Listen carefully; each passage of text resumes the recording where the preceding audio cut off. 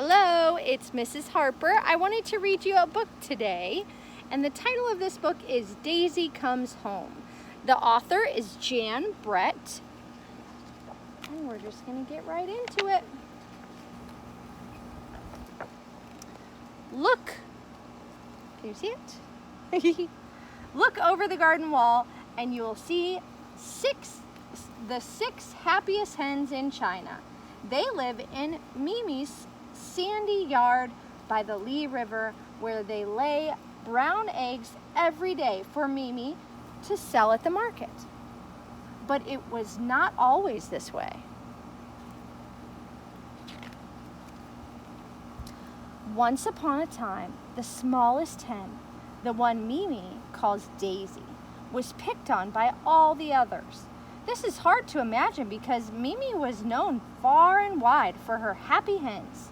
She gave them treats, she put fresh hay in their nests, she gave them baths when they fell in black mud, and when she called goo goo goo goo, all the hens would run to her as fast as their legs could carry them. Then Mimi's egg baskets were painted with big red characters that read, "Happy Hens," and she tried to make it so. But every night, when it was time to roost in the hen house, the other hens picked on Daisy. They fluffed up their feathers and crowded her off the perch. They jostled her until peck, one or the other pushed her, and thump, off she fell. Then the hens tucked their heads into their feathers and went to sleep, while poor little Daisy was stuck below on the damp mud floor, shivering and cold until morning. One day it rained all day and the hens stayed inside. When it got dark, they flew up their perch, except for Daisy. She had had enough of pushy hens and cold, damp floors. She went outside to find a place to spend the night. Down on the riverbank, she spied one of the market baskets. She snuggled in and fluffed up her feathers to stay warm. Daisy was sleeping and didn't see the river creeping up the bank from all the rain. And when the water reached her happy hen's basket, she didn't feel it float out onto the river. But when the basket started tipping and bobbing, Daisy woke up. She peeked out and saw a watery world all around her. The sandy yard, the garden wall, and Mimi's farmhouse looked smaller and smaller as the current carried her down the river. Finally, the basket bumped up against a stone jetty where a houseboat was tied up. Scratch, scratch, scraped the basket as the river waves pushed it against the sharp rocks. A dog was sitting up on the deck of the houseboat. When he saw the plump hen bobbing in the basket, he barked and scrambled toward her. Daisy squawked and pecked and beat the air with her wings. It was enough to tip the basket off the rocks, and she floated away just in time. Dawn broke over the Gooey Mountains, as the basket drifted along the river. Branches brushed against it. Fish swam silently by and birds flew overhead. Suddenly, Daisy felt a thump.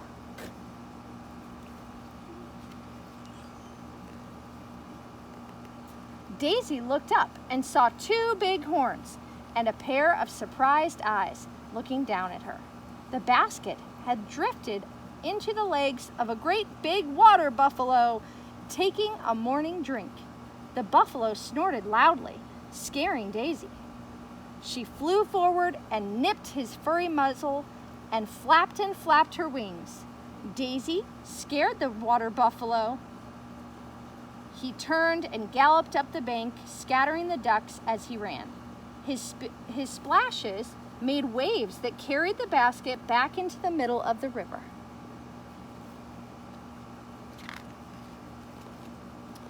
Daisy traveled along all day until her basket was hooked by the roots of a banyan tree, where a troop of red-tailed monkeys lived. The curious monkeys eyed Daisy and climbed down for a closer look. Daisy froze as one monkey crept up to the basket and reached in. Daisy flapped and pecked, nipped and squawked. The startled monkey pushed the basket away. It broke loose from the tree and floated on down the river. Daisy wondered what would happen next. Up ahead, Daisy saw a fisherman with cormorants diving all around his bamboo boat. They were catching fish and taking them to him for a reward.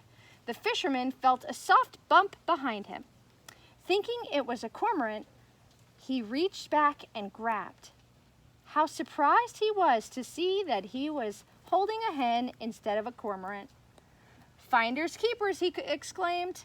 "Little fish, big fish, silver fish, white fish. That's what I sell at the market, but today I will have this tender young chicken." He put a net over the basket and headed to shore with poor Daisy inside. At home, Mimi had looked all day and all night for her little Daisy. She wasn't in the hen house. She wasn't behind the farmhouse. She couldn't fly over the wall. Where is she? Mimi wondered. Worried all the time about what happened to Daisy. Finally, she knew that she had to go to the market. With a sad feeling, she packed her eggs in their baskets and started on their way. As the basket swung back and forth, the red characters on the sides of her baskets made Mimi feel sadder and sadder. "Happy hens," she said aloud to herself. "What about my Daisy? Where can she be?" At the market, Mimi found a place and arranged the eggs in clean, sweet-smelling straw. All morning, shoppers bought her fresh brown eggs, but she couldn't stop thinking about her little lost hen. Mimi heard a voice calling to her. It was her friend Zhang, yelling from the back of a bike cart. "A fisherman has a happy hen's basket," he shouted. "What?" She called, not understanding what he was saying. "A happy hen's basket," he repeated. "You'd better hurry because he's showing off what's inside." "Daisy!" Mimi shouted. Mimi raced to where the fish were sold. There was Daisy, beautiful and plump in her basket, surrounded by a crowd, all wanting to buy her. "That's my hen!" she cried to the fisherman, but his face was like stone. She pointed to the red characters on the basket. "Happy hens," she said. The fisherman crossed his arms. "Finders keepers," he growled and turned away to sell Daisy. Mimi was about to leave, but her eyes rested on those characters. Happy hens. All she could think about was Daisy in a cooking pot. She squeezed her eyes shut and clenched her fists. She had to do something. "Goo goo goo goo goo," she called at the top of her lungs, or the top of her voice. And when Daisy heard that call, she answered in the way she had every day of her life. She rose up and threw herself against the basket, tipping it over. She ran toward her friend Mimi as fast as her legs could go. Daisy flew onto Mimi's shoulder and off they went, running back to get Mimi's basket and go home. The fisherman ran after them, furious. There's a plane overhead, or helicopter, I should say.